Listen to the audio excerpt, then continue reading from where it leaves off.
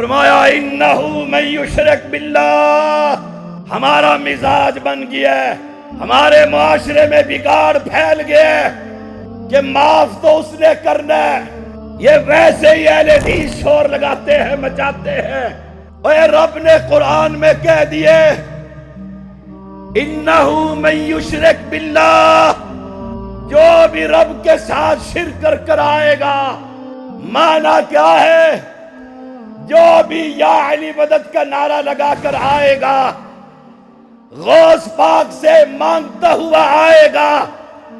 غوث پاک کے سامنے جھکتا ہوا آئے گا،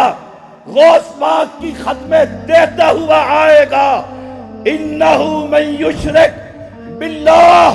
جو زندہ رب کو چھوڑ کر مردے سے سوال کرتا ہوا آئے گا،